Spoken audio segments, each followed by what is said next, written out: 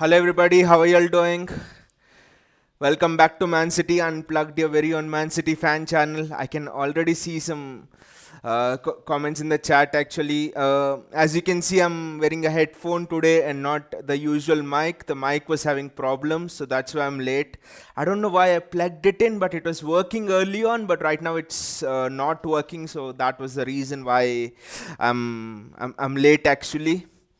So it's a very interesting topic today. I wanted to discuss with you regarding Raheem Sterling. I know Gabriel Jesus has gone. I know there have been players who have gone in the past, but Sterling is unique for me because he has been with us throughout the journey of Pep. Like he has been with us almost just the year before Pep arrived. For example, it was a Pep signing, though Pellegrini signed him. He was there at the Centurions team. He was there in the second rebuild of Pep. So I mean, it's interesting what he really brought to us. I mean, if you look at Sterling, would you actually remember him for all of those misses that he had in the Champions League at Lyon? Or would you remember him for moments like those Aston Villa ones, for example, on the final day? He started that collapse of Aston Villa, right, with running down the wing and providing a pass for Gundogan. So it's interesting how would you remember him actually? If you ask me, it's a bit confusing for me because even I'm not sure, like, because I think more than the things Sterling has given us, I think we have made Sterling a much better player, especially in terms of how Pep refined him as a player. At Liverpool also, for example, he was missing a lot of chances, but the thing about Sterling was Pep came and and Pep saw what we were trying to do with Sterling. What did Manuel Pellegrini do with Sterling, for example? He started him on the left wing, and the main gameplay of Sterling then was to dribble inside and cut inside and score goals. Pep saw that. Pep saw he was trying to do the similar thing at Liverpool, but he was not a natural finisher. So what Pep made Sterling into was someone who was known for things beyond his finishing. If you ask me what really I remember about Sterling at City, his near post misses. But why did his near post misses come about? That's because of his exceptional movement. So Pep has made Sterling into a player who is known for his exceptional movement, for his runs behind the centre back, especially in the Centurion season. Sane and Sterling were exceptional. So for me, the legacy of Sterling is the legacy of how he has improved himself as a player. How, despite his shortcomings, despite Sterling not knowing how to finish, has still worked on it. Not a natural finisher, still put in the hard yards. Number one for one of the main players for England. Still, he committed himself to train more and more to fine polish that finishing. Something he knew you can't learn finishing how much ever you try, but still Sterling tried. So I would remember Sterling as someone who gave his 100%, a committed individual, someone who, despite having, I think if you look at Sterling, I think he's one of the least talented players in this squad, right? You look at De Bruyne, Bernardo Silva, Aguero from the past, what all they can do. Look at all the players around Sterling. You would say is Mahrez in the front three, forward, and he is one of the least talented players of all of them. And yet still, he kept working hard. Even though he was dropped for certain matches, he really kept coming into the team.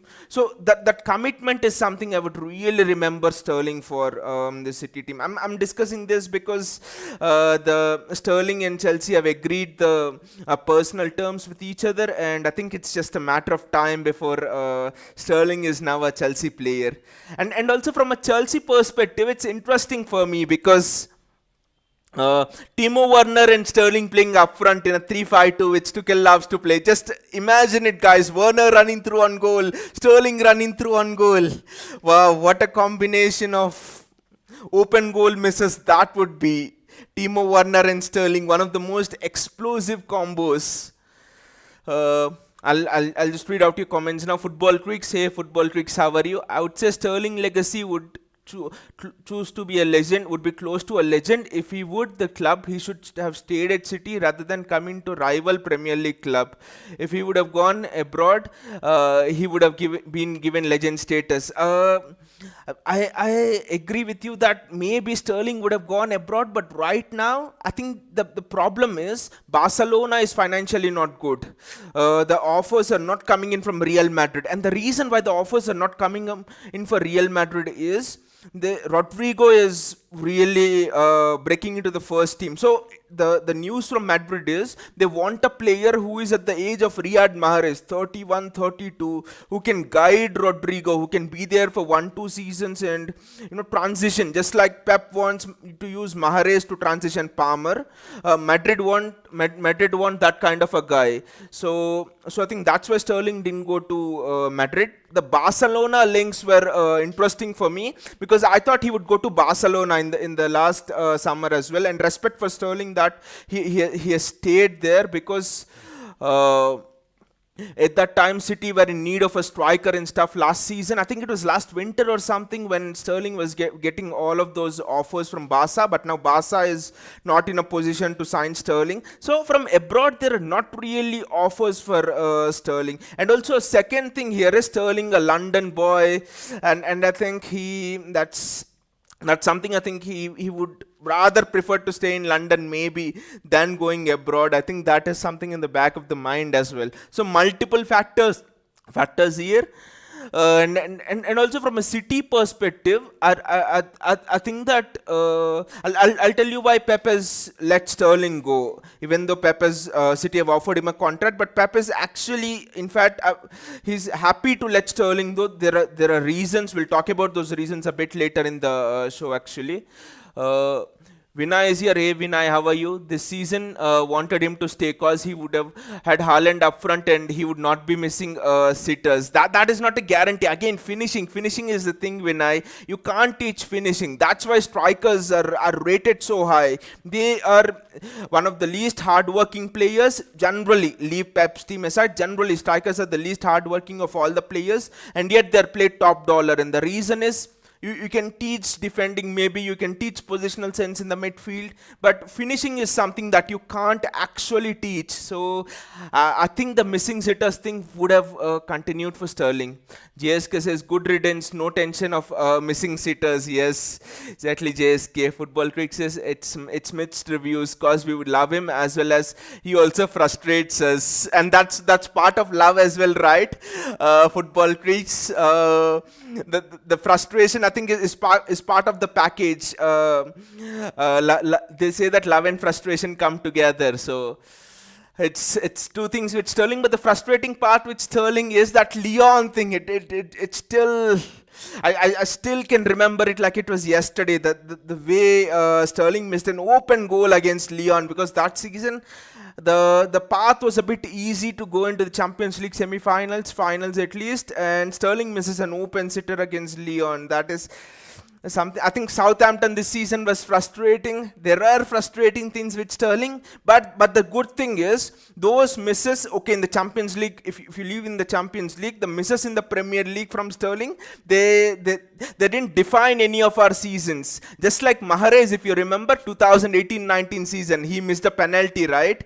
And I thought that would define the season, but we defeated Liverpool by 1 point. This season, Mahrez missed the penalty against West Ham. That could have defined our season if we lost to Aston Villa. So in the same way, if any of the Sterling misses meant that we lost on a Premier League title, especially, that would have just defined his legacy at City. He's just like Steven Gerrard has done so much at Liverpool, but still what defines him, that slip is still there. So thank God that those kind of moments are not associated with any of our players, be it Sterling, Mahrez, or whoever had missed in those moments. JSK says just Cucurella and we are ready to give Liverpool final. Not just final, JSK, maybe 7-0. I think Cucurella will surely complete our side. I think our attack will be two-dimensional. We'll have a natural left footer. It's just not a natural left footer. With Nathan Ake leaving, I think Cucurella can suddenly provide cover in two positions.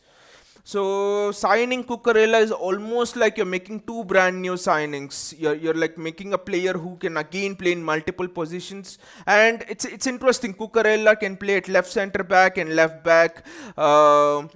Cancelo play at left back and right back. Kyle Walker could maybe transition at a right center back and right back. It's interesting how we are bringing in players, especially in the defensive regions, who can play multiple positions. Actually, yes, Cucurella is the last finishing touch to our season, I think. Football creatures, well, look, City might push for Isak. Isak is interesting. Isak is interesting. Uh, Again, there was a statement which Pep made. I think we discussed it I think 3 days ago as well. I think this was a statement about Cole Palmer. What Pep said is, it's very rare to find a player of Palmer's clinicalness. I think that statement can actually reflect the strategy that Pep is gonna adapt from this season. You see the players Pep is bringing in: Haaland, Julian Alvarez. He wants to play Cole Palmer. You see the players he's getting rid of: Raheem Sterling, Gabriel Jesus. There's a unique thread that runs through. The players he's bringing in are all lethal finishers, ruthless finishers, and the players he's sending away are they're you could say frustrating finishers. The finishing is here and there. So I think Pep realizes that to achieve that bid of winning multiple trophies that Liverpool have gone on this season. See, what was the one thing that Liverpool had? They were not good in midfield. Liverpool lacked many players in midfield, but Liverpool were clinical. Salah, Diego Jota, Mane. Pep has looked at the template a bit and he's told himself, well, I have a better midfield than Liverpool. I have great defense than Liverpool. Then why last season they were competing for 4 trophies and I couldn't? FA Cup semi-final. Why did I lose to Liverpool? Okay, we were 2-0 down or 3-1 down, whatever. Gabriel Jesus was running through on goal. He misses an open chance against Southampton in the league. It was 1-1 or something. Sterling misses an open goal. Crystal Palace, open goal missed. So Pep has looked at Carabao Cup against West Ham, where we went out on penalties. An open goal. I think it was Raheem Sterling or Gabriel Jesus who missed it. So Pep has looked at all of these scenarios and he has told himself that ruthlessness is what is separating us from winning the Champions League. Madrid is another example. Ruthlessness is what is separating us from competing for 4 trophies. We have the squad, we have the depth, we have better creativity, better talents. So that is one of the reasons, I think, why Pep trusts Cole Palmer, just his ruthlessness. So I know Isak could be ruthless as well, but I think Pep prefers to bring in someone who Pep thinks that he's worked with in the past, who has come through this City DNA, just like how Pep trusts people who have come through the La Masia DNA.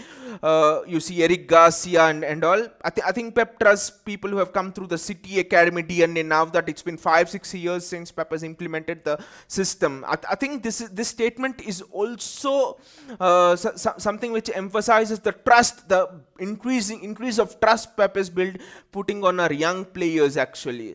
So I think we might not go for Isak here. JSK says they wanted Mahrez, but I think he wants to stay at England. I think what Mahrez has realized is he can actually, by following what Pep really wants, like staying out wide, improving defensively as well. I think Mahrez has realized that City is the best club right now to win trophies. See, you're working under the best coach in the world. You're learning, even though at 31, 32, you're still improving as a player. Mahrez is almost like wine, as the age is getting on, he's just improving tremendously. You see not in terms of he doesn't have sheer pace, but you see the development of patience in Riyad Mahrez, the way he recognizes paces. Real Madrid game was an example. Second leg, Mahrez was almost out of the game for more than a half, right? 40 minutes, 50 minutes, didn't get the ball, got the ball rarely. But still, what did Mahrez do? Mahrez waited, one chance goal. So I think Mahrez has realized, he has seen the example of Fernandinho.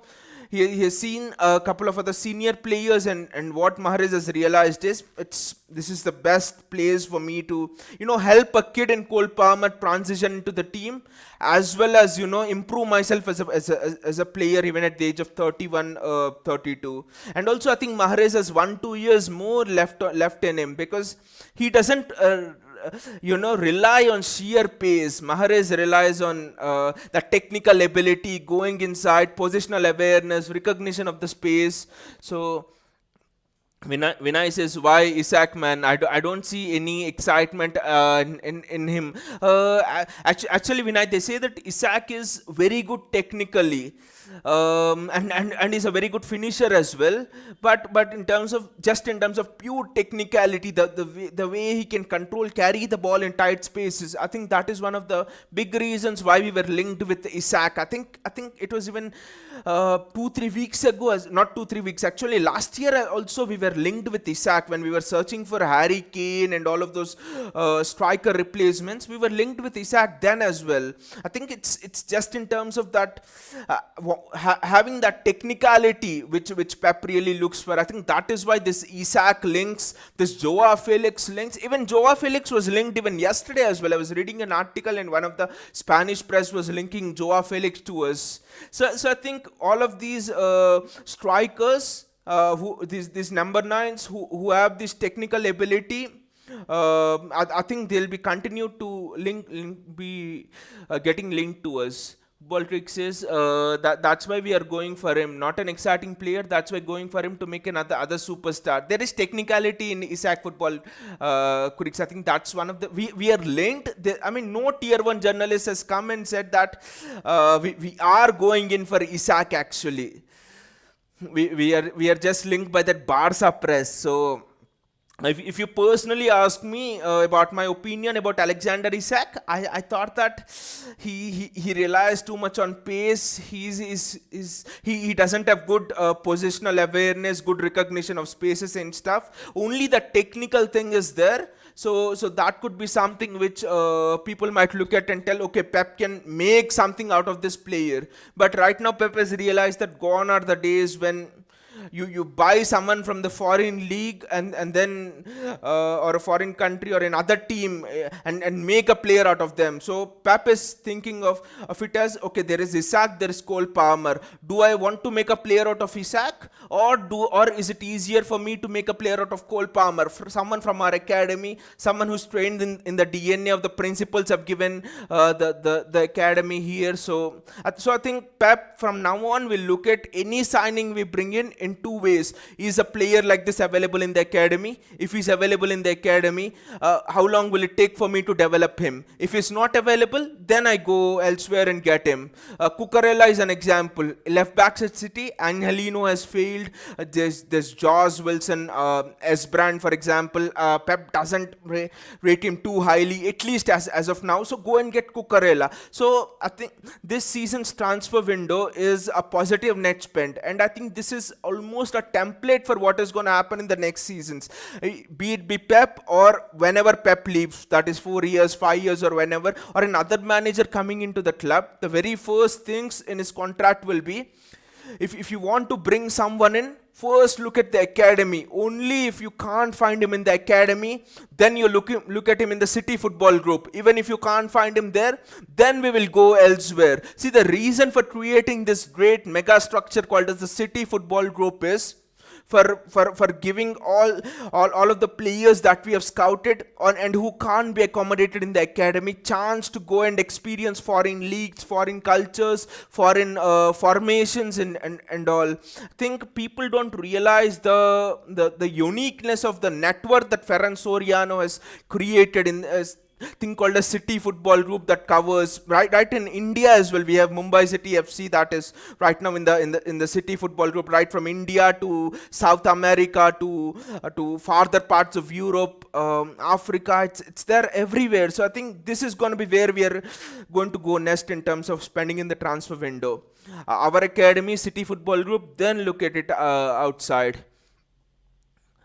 JSK says, yeah, Isaac is overrated. Plus, why we need another striker? Actually, JSK, Isaac can play on the right wing as well. People say he's a striker, but Isaac can play in the right wing as well. So that's why the links to Isaac are coming. Kwang says replacing Jesus and Sterling with Haaland and Alvarez is a risk City is taking. It's actually a reward City is getting, I would say, Kwang, because what is the weakness of Jesus and Raheem Sterling? Finishing. And who are we getting in Haaland and Alvarez? Two absolute astonishing lethal finishers.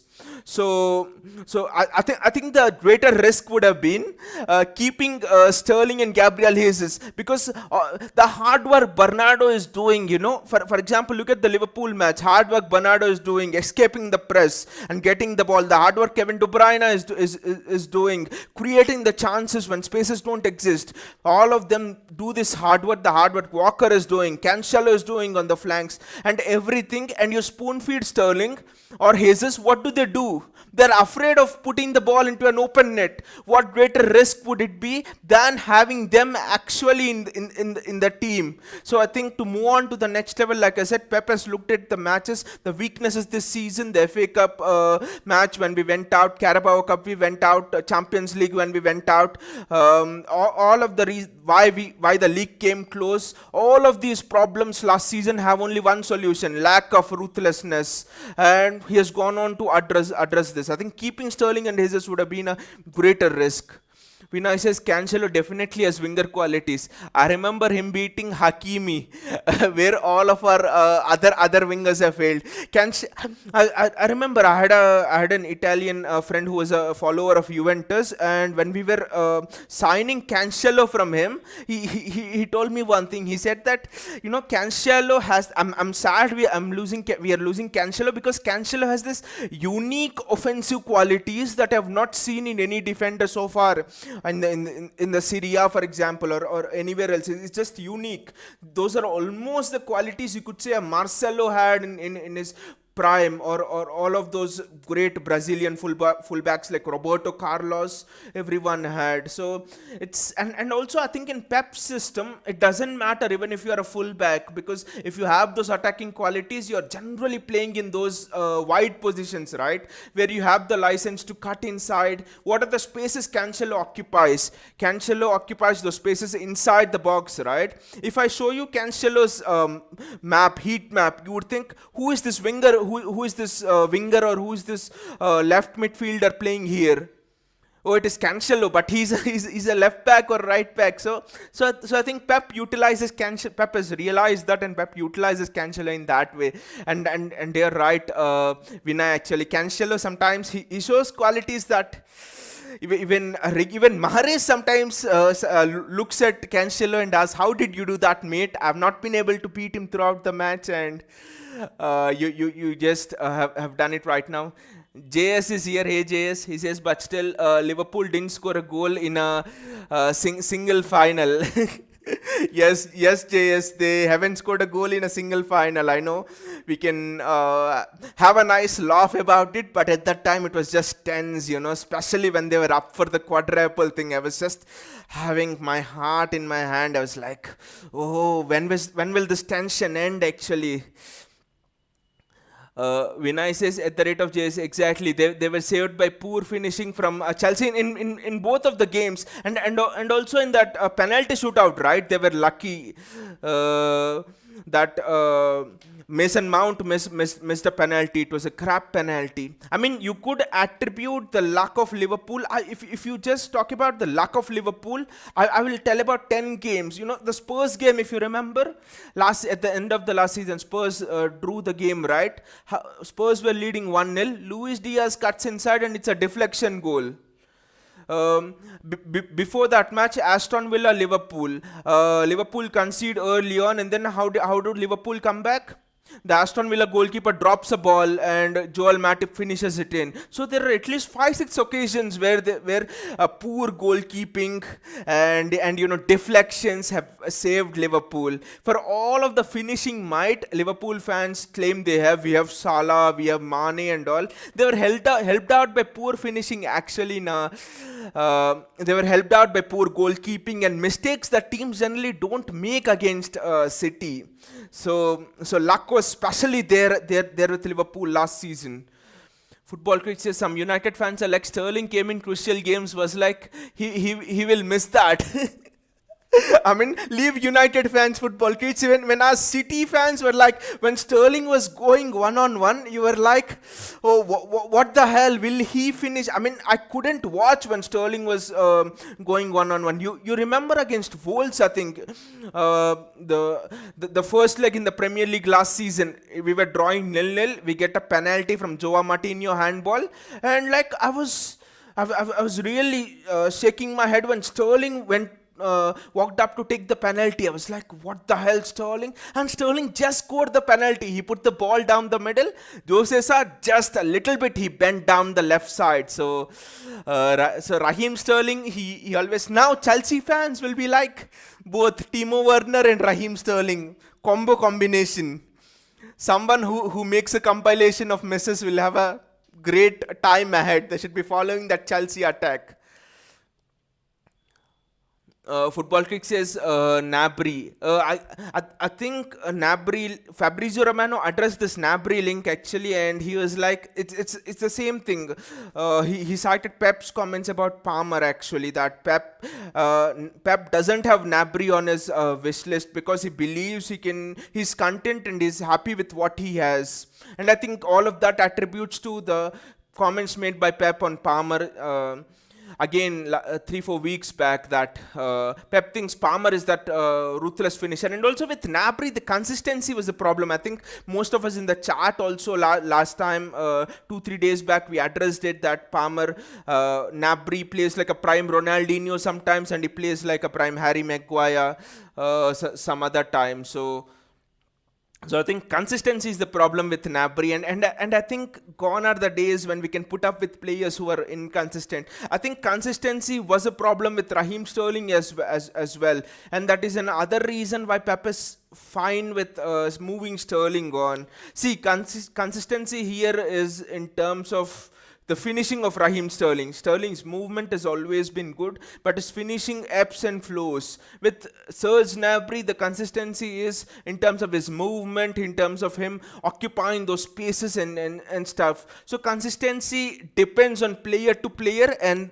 I think Gnabry is inconsistent as well in a lot of ways. Jess says Mahrez's wife is also from Manchester. Oh, Jess, I actually didn't know that. That is good. I think that's another reason why Riyad Mahrez doesn't want to leave Manchester. And Mahrez is always a good asset. I think a good asset in terms of helping players transition. Good asset in terms of being dependable in high pressure situations. Okay, Mahrez missed that penalty against West Ham, but generally Mahrez doesn't miss. You saw that banger against Real Madrid, right? Which player would have actually scored that? So Mahrez is generally dependable. You saw how good he was at penalties. Okay, that West Ham penalty miss is an anomaly, but that happens. It was not a bad penalty.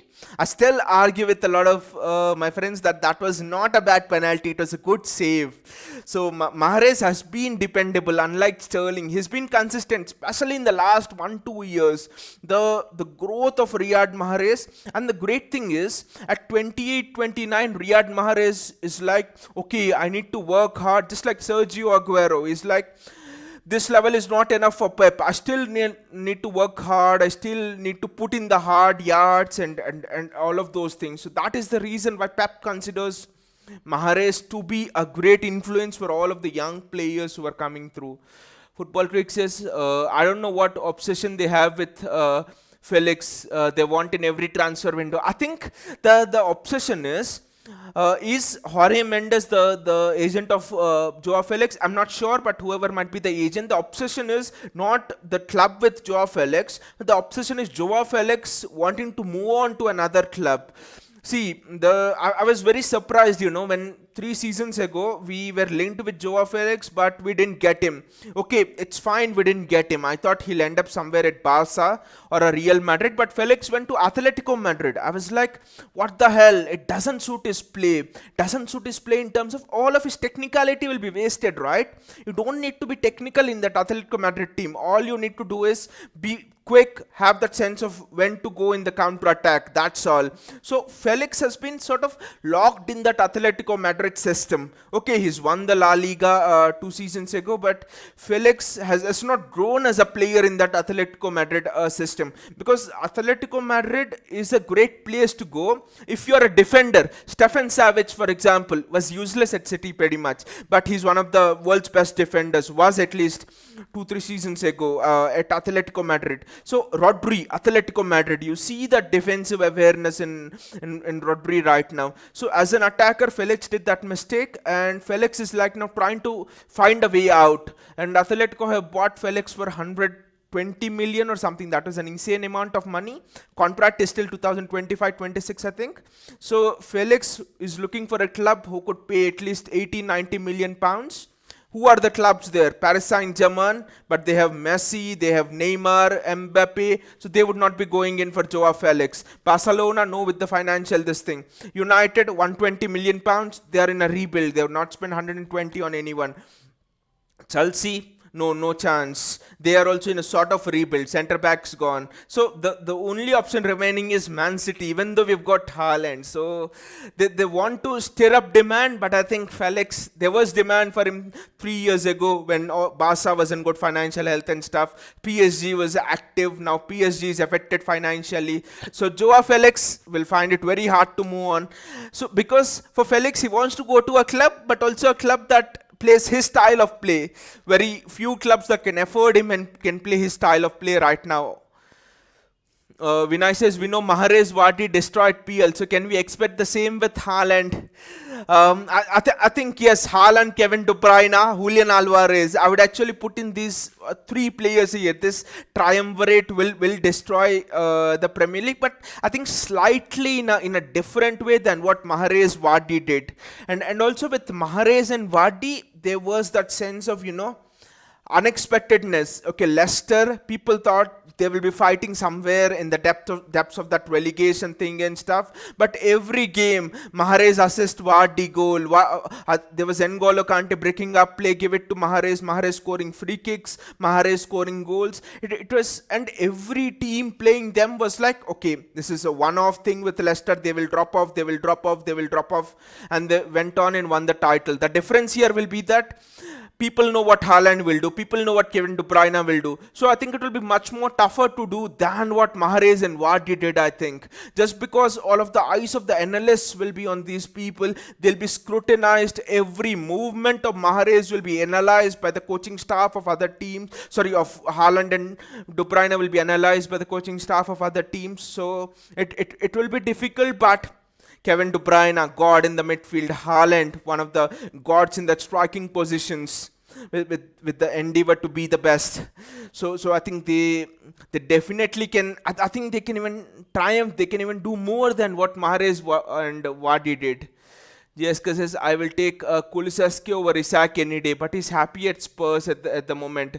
No chance we get him. Yes, Jessica, actually Kulusevski is very good, but Kulusevski was, before Conte got him, he was not a name that was heard as much, right?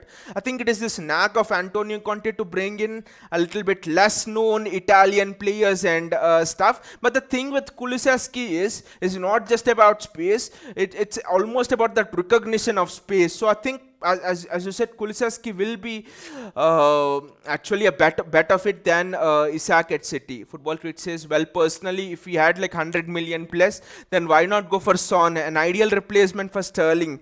And even Haaland teased Son. But again, with Spurs, why would Son come? That's the thing. We offered 120 million pounds for Kane, and we were desperate to get Kane. We didn't have any striker back then, and still Spurs didn't sell Kane. And now you have Antonio Conte, who is almost built up the puzzle in Spurs. You have a manager who's showing you a clear path, and so why would Spurs sell Son, and why would Son come actually to City as well? Because he's in a settled club, and also for Son to come in at City, I think it's not that Son will fit directly into Pep's system. Son would have to undergo a learning curve. So I think on Son's part as well, I think would it be worth that while taking another 5-6 months of your career to come to a new system, to a new place, adapt with new players. And also at City, I don't think Son starts every day. I think there will be phases when Pep will prefer other players. Pep might prefer Foden, Grealish, Mahrez, even Palmer sometimes over Son in specific situations. Whereas at Spurs, I think he starts every day of the week. So I think even in an alternative universe, even if we pay the amount for Son, I think personally he would not come. GSS Daniel Levy is very tough to negotiate, and Conte also won't sell a very crucial player in his team. Exactly, and also in a season when they've got Champions League, when the stadium depth is almost gone off, they don't have any incentive to sell. See, last season they had an incentive to sell, not in the Champions League. You didn't know what to expect with Nuno Espirito Santos, not a world class manager. It was all falling apart. Stadium depth, he didn't sell then. Now they have a dream, they have everything in clarity. So I think why would they sell now? JS says, but we are very lucky. Everton penalty, and also Liverpool are lucky. JS in that way. You remember that first leg? I think it was James Milner did a foul on Phil Foden actually. James Miller should have got a second red card, and the referee didn't give a second yellow. And then Milner passes it to Salah. Salah scores that wonder goal. He dribbles past everyone. So actually think luck is on both sides actually. But I personally think Liverpool got more lucky this season with the deflections in terms of the injuries also somewhat and things like that actually. JSK says, by the way, between Phil Jones and Harry Maguire, who will make it into the City team? Make it into the City team for what, JSK? For carrying the drinks? If it's for carrying the drinks, I would say Harry Maguire, because he could keep the drinks cool. Static fridge, we could replace a costly fridge. That would save us money as well. But to be fair, Harry Maguire was an interesting one because Pep really went for him. I mean, what would have happened if Harry Maguire had come to City instead of Man United, for example? It's very difficult to discuss because, you know, the kind of coaching that Pep gives players. You know, Jerome Boateng was almost useless at City, right? And then at Bayern Munich, suddenly after Pep took over in a year, he became one of the best centre backs in the world, Jerome Boateng, for those 2-3 seasons when Pep was there. And the reason, there was actually an article in one of Pep's autobiographies. He says that Pep went to Jerome Boateng, the author says that Pep went to Jerome Boateng on the first or second day. He saw how Boateng defends and he laughed at Jerome Boateng actually. And then for 6 months, for 7 months, Pep took extra sessions to Jerome Boateng, and all that could, and the author describes that all that could be heard after the regular training hours was, Jerome, go to that position. Jerome, look to your left side. Jerome, do this. So Pep literally guided Jerome Boateng by his hand and made him the world's best defender. So in those seasons, those 2-3 seasons, and after Pep went, you saw Boateng dropped off. So I think there's no reason not to believe that Pep cannot do that with Harry Maguire. So I think it's difficult. At United, there was no coaching as well. Jadon Sancho struggled. If Jadon Sancho was under Pep and he followed the Foden path, I think Sancho would be in the top 4 or 5 wingers in the Premier League right now. So I think that Harry Maguire, the development for him stopped the moment he went into United, I think, but because there was no one providing competition to him. He was an £80 million centre back, expensive in the league, so he had to start every season. They gave him the captaincy too easily.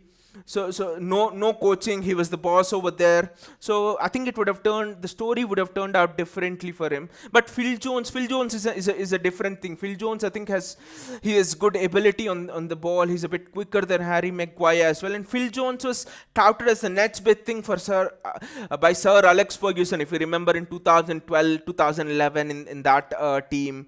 So I think you do not, and also injuries hampered Phil Jones' career. Uh, JS says, what's your all-time City 11? I'll actually have to think that over. I mean, all-time City 11. I assume you're telling me it's from the takeover, right, from 2008 and stuff. I think we'll actually make a video on that. I know I said it last week, but we'll make a video on that all-time City 11, because I can't say it now because there are some controversial decisions. There are some tough positions for me to pick actually, because there are players like David Silva, Yaya Toure. How do you fit Kevin De Bruyne, Bernardo Silva? How do you fit all of them into into the team? So I think we'll actually do a specific video on that dedicated to it. JS says, not even in the academy. Average in the academy, Harry Maguire. JS says, I guess they can at least make into the women's team role. That they might make. Football Tricks says, I'm being honest, I really like Harry Maguire. Again, Football Tricks, like we discussed, a better coaching thing would have actually improved Harry Maguire and made him into a different player. You know, timing, we underestimate the quest of the importance of timing in football actually. See, great players become great also because, okay, they put in the hard yards, but also because they fall under the right coach at the right moment. Take the example of Lionel Messi, for example. Under Frank Rijkaard, he played on the right wing, right? That was what he was thought. Okay, if Pep Guardiola would not have come to Barcelona, if Barca board would have chosen Jose Mourinho, the story was like both Mourinho and Pep applied, right? What would have been Messi's position? Would we have seen Messi in that false nine position where he is so effective? Would we have seen Messi develop into the Ballon d'Or player that he is now actually? What if Cristiano Ronaldo was not picked up by Sir Alex Ferguson, and what he went to the Arsenal team under Arsene Wenger? So there are a lot of permutations here, but what I truly believe is that timing is absolutely crucial in a football player's career, and that's one of the reasons why when Mbappe decided to stay at PSG, I was like, what the hell are you doing with your career, mate? But that was the first question, because players more talented than Mbappe have come and gone. Hatim Ben Arfa, exceptional talent, better skills than Messi, Ronaldo and Mbappe as well. Didn't have the right influence around him, didn't have the right coaching, gone. So I think it's very important that you have the right coach as well. I think that's one of the decisions which Haaland took absolutely wisely. I think you look at how Haaland is picking his development, the teams to develop. When he was at Molde, he had big offers from Manchester United, great wages, high wages. There were even talks that he would become one of their best paid players and stuff like that, but choose to go to Dortmund on a less wage. Development again. There he had the coach, the style, the kind of training which suited him. Now coming to Pep, because he realizes this is where is the right time for me to go. So I think if you see at careers that have not gone well, it's all about mostly being in the wrong place being in the wrong place at the wrong time. Both the timing and the place both are wrong. Maguire, Phil Jones, even Michael Owen, for example, that injury thing and all. A better coach would have managed his career better. People say, why doesn't Pep push the youth fast? Because he doesn't want another Michael Owen to happen. There have been many players who at 18, 19 won the Ballon d'Or and at 21, 22 hung up their boots. So that's why Pep doesn't rush youngsters. So you need to actually have a lot of things go right for you if you really have to become that big player.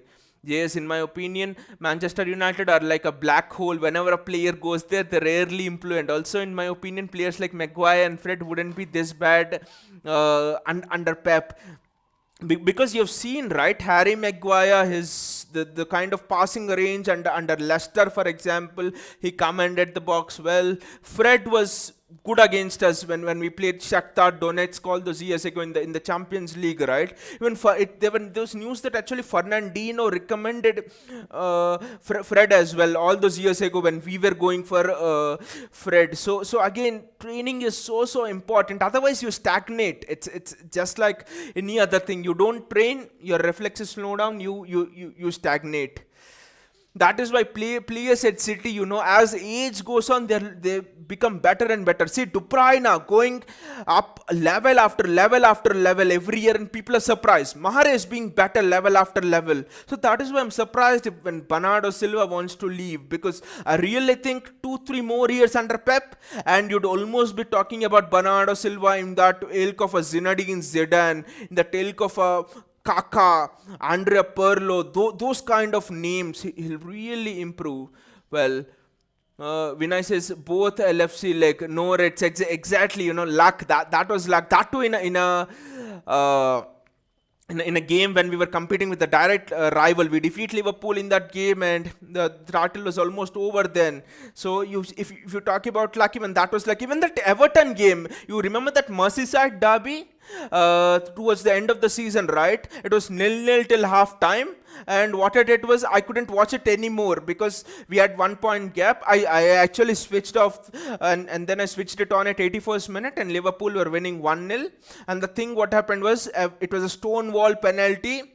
And the referee didn't give it in favor of Everton, and then right from that Liverpool scored a goal. If they complain about Rodri's handball, I'll complain about this penalty. That was luck, right? So many penalties in spite of VAR being there, not given for not given against Liverpool. Gaurav is here. Hey Gaurav, how are you? Views on Alvarez interview today. Actually, Gaurav, I know that he's been presented with the shirt number and stuff, but I didn't quite look at his interview, so I'll just go back and look at it. But one thing about Julian Alvarez is he's gonna be a hell of a finisher. I think we would not have seen a finisher like him in a long time. Okay, Haaland is there, but people say that he might even outtake Haaland in terms of the ruthlessness he possesses in terms of finishing. It's just the variety of finishes they say about Alvarez. He has a greater repertoire than Haaland in his arsenal of finishes.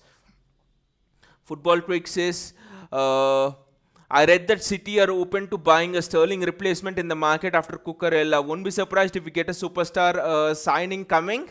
But that is, the first priority, like you say, is Cucurella signing. And also we have received a report from the Athletic actually today. From the Times actually, not the Athletic. They tend to be very good around City. They say that Brighton haven't received any official bid for Cucurella. And the Times also says that if Brighton do receive a bid from Manchester City, they're happy to let Cucurella leave, because Cucurella is loved by everyone in the club, by the coach, by the manager and all. And if he's going to a place where it will be a stepping stone for him, where it will be not a stepping stone, it will be a place where he could go to the next step in his career, we won't stop him. That's the word from Brighton actually. So I think it's just that the news is City will complete the Sterling deal, and maybe they'll try to complete the Ake deal.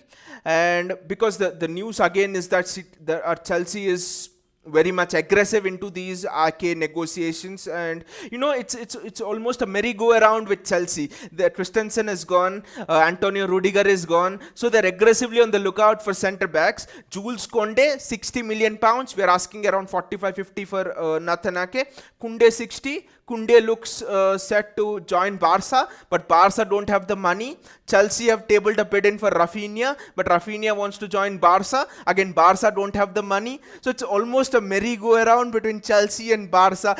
Barca here, all of Chelsea's targets, somehow Barca is taking. So Chelsea is very, aggressively they're looking for at least to bring in one centre back to replace both of them, Rudiger and Christensen. So they say that Ake deal will be completed next week. So I think City is looking to use that money to I think buy Cucurella, and then maybe we could look to replace Sterling with that 45-50 we get from sale of Sterling. But the word from Pep again is he's happy and he'll see in the preseason especially. So those preseason games will be very important, whether he really believes in Palmer and all.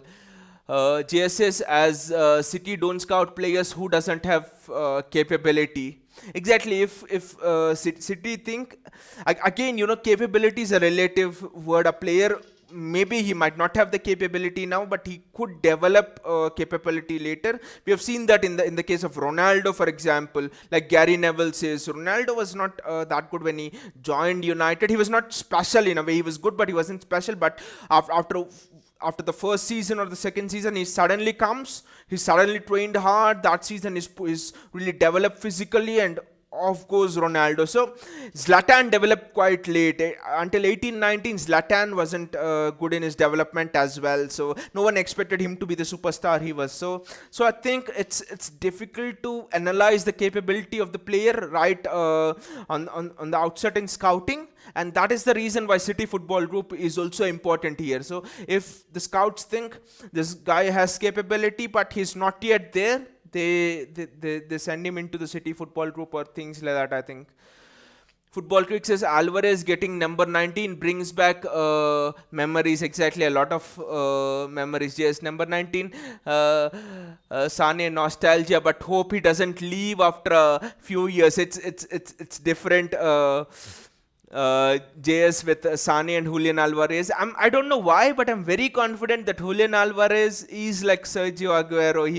Is like Sergio Aguero in the sense in terms of his longevity. He will not leave. I think he's set to stay here for the long term, I think, because we as a club, we have believed in him right from the outset. Pep has personally spoken to him and told him what the project is. And also Julian Alvarez, I think he will know that at least as long as Pep is there, this is the best place for me to develop, for me to learn, playing alongside Haaland, alongside De Bruyne and stuff like that as well. So I don't think Alvarez will actually leave. I don't know, it's just a gut feel. More than Haaland, I think with Alvarez, I've always thought the signing was not so much overhyped by the media and stuff. Alvarez, it has gone under the radar, but he will not leave. Already this signing feels close to the heart. I don't know why it is. I can't give any logical reason, but this Alvarez signing, it feels that he will retire only with a statue outside the stadium. That's how it feels for me. JSK says, by the way, Alvarez idol is Messi, not Aguero. He has clarified it in today's interview. Yeah, JSK, actually I haven't seen the interview. Might not be, I mean, most of the players who are coming from Argentina, their idols are Messi. Maybe it would be Maradona for earlier generations. Right now, it's Messi. There are players who have idol as Aguero as well, but I think the important thing is the system, how Pep fits him into this system. That's what I'm fascinated about. The usual suspect is stick him out on the right wing, but with Julian Alvarez, again, I think you need to provide him chances to finish. He is a ruthless finisher. So how and also what we think as the best position of a player might not actually be the best position of a player actually. So interesting to see again preseason what position Pep gives him. Football Critic says in future would love to see us buying Frank Kessie because he's on the path to be the next Yaya Toure since joining Barcelona. Yes, I think we could look at it, because I don't think we have had midfielders like Yaya Toure since he's departed, right? No one in the youth setup as well. Tommy Doyle is not like that. No, those kind of midfielders are rare. Even in world football, they told that Naby Keita will be that one, but is not even 10% of Yaya Toure. So it's very difficult to find those kind of players, Yaya Toure. I think what if Pep got Yaya Toure in his prime, I think especially right now at 23, 24, I think what Pep would do is instill a bit more discipline in Yaya Toure. Yaya Toure was very good going forward, but I've always believed that we could never win a Champions League with both with Yaya Toure in the team. That is because he doesn't defend. So literally in the midfield you can't play both David Silva, Yaya Toure, and all of them. Back in those days we actually struggled. Not to say Yaya Toure is not a City legend or something, but I think Yaya Toure is somewhat like a Paul Pogba, but he's more disciplined than Paul Pogba. I'm in no way comparing Pogba to Yaya Toure. Pogba is just shit. He doesn't have that defense, that discipline at all. But just in terms of pure adjustment to the Pep system, I think we would like to sign a player of Yaya Toure's ilk, but with more defensive nous. JSK says, at the rate of football tricks, that happens with everyone in Chelsea. They have a striker curse left by Drogba. It's nothing to do with Bundesliga. Morata was not from Bundesliga. Lukaku was not from Bundesliga. And will this curse actually strike Raheem Sterling? I think Raheem Sterling will curse the curse. That is what Raheem Sterling will do, and maybe finally Chelsea will end this striker hoodoo, because what will a curse do to a player who is already not good at finishing in Raheem Sterling? So it will be interesting to see how Raheem Sterling will deal with this striker curse. Yes, I think Chelsea haven't had any good striker, but Diego Costa, I think, JSK, I think Diego Costa was actually very good, right, for Chelsea. Since Drogba left, I think Diego Costa is the only player who really finished well. They won a title as well that season, 15-16 season.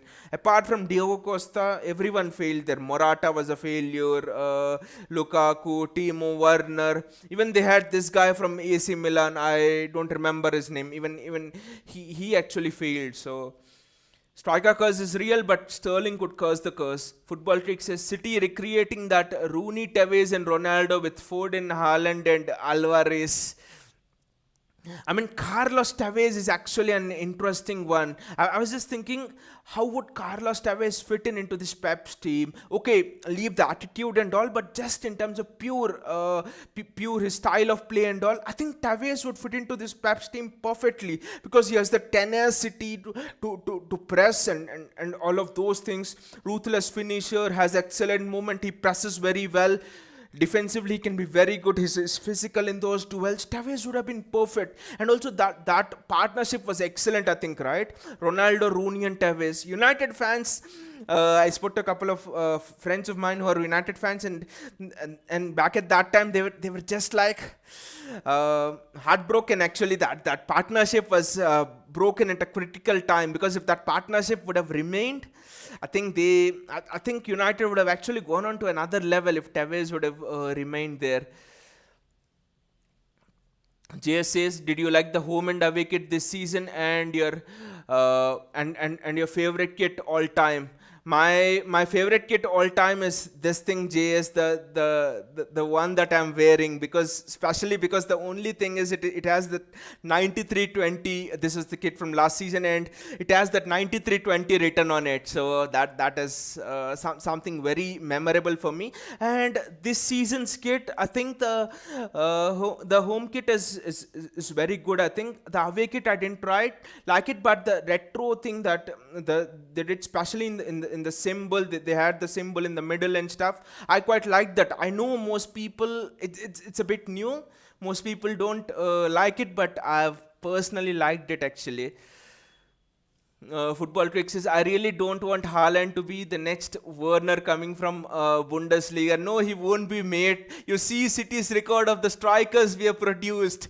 I'll read you the names, especially since the takeover. Sergio Aguero, Carlos Tevez, Edin Dzeko, Alvaro Negredo was great as well. So, I mean, you see the list of the strikers. We have always had beasts in those positions. It's unlike Chelsea. So I know that there's a feeling that he could turn out like a Timo Werner. But you see Erling Haaland, his skill of striking, his ruthlessness and all. And you think that no, that will never happen, what has happened with other players at Chelsea. JSK says people have big misconception that Bundesliga players flop in Premier League. Well, if you see KDB, Kompany, Gundogan, Son, Thiago, all are from Bundesliga. In fact, most of the players from Bundesliga are successful. I think if you see, people think in that way because I think the recent arrivals have not done that well in the Premier League. I think Henrik Mkhitaryan is touted as a big example because when he joined Manchester United, he was almost like one of the best playmakers in the world, right? He had the number one assist or number two assist in entire Europe or something like that. Henrik Mkhitaryan was a flop. So I think right from there, this all started that players from Bundesliga, they might not be good enough to adapt to the pace of the Premier League and all. And also when you compare it to the time that Kompany came from the Bundesliga, when Gundogan came from the Bundesliga, when Son came, okay, Thiago came much later, but when you compare all of these players, KDB, Kompany, Gundogan, you see the time when they came from the Bundesliga. 2015 is right. Okay, Kompany came in 2009, but the Bundesliga was very competitive back then. Borussia Dortmund was competing for the title day in and day out. It was not a one-horse race. There were teams like Wolfsburg, which De Bruyne played for, which was very, very competitive. So you had competition there, but I think of late the Bundesliga is actually deteriorated. It's almost like the Bayern Munich is there, and that's it. There's no competitiveness. The teams in the middle of the table have dropped. So I think that is the reason why even the standard of the players have dropped. See, you really evolve as a player when you face that competitive thing day in and day out, right? That is how you grow as a player, and that is not there in the Bundesliga right now. So that is why you're not seeing as much of high quality Bundesliga talent. You see Jadon Sancho, even he has struggled. You see Heung-min Son almost played on the wing position, right? Almost similar positions to Jadon Sancho. A couple of years back, adapted very well to the Premier League. But Jadon Sancho couldn't. Okay, bad United team, but still, Jadon Sancho lost the ball in good areas. If you see a couple of games which United played last season, especially against City. So I think lack of competitive nature, that's what really lessens the standard, and that is the reason why players from Bundesliga are not effective in the last 2-3 years. Dio Costa used to wear number 11, says Football Tricks. No, he wears number 19. I don't remember the number of Diogo Costa, guys, to be honest. Football Tricks says, if you watch closely, Alvarez playing style is very similar to Tevez, a centre forward playing at winger, plus a lethal finisher as well. This is the interesting thing about Julian Alvarez. All of the players, you ask any of the fans, and they say he is similar to a certain kind of a player, right? But with Julian Alvarez, you do not know which kind of a player we can compare him to. You do not know the exact position actually where Julian Alvarez plays. Like you said, he loves to cut inside. He loves to play striker. He also loves to play in between the lines as well. So he and people from River Plate also, they say that he can also play on the left side of the wing. So he can almost play anywhere across that front five. So I think with Julian Alvarez, we'll only know in the preseason what is the best position for him, because a player can play in 3 to 4 positions, but Pep sometimes decides a 5th position is the best for him. You do not know. In the preseason, we should not be surprised if Pep suddenly plays a 3-5-2 and tells, I want Haaland and Alvarez to play in a 2.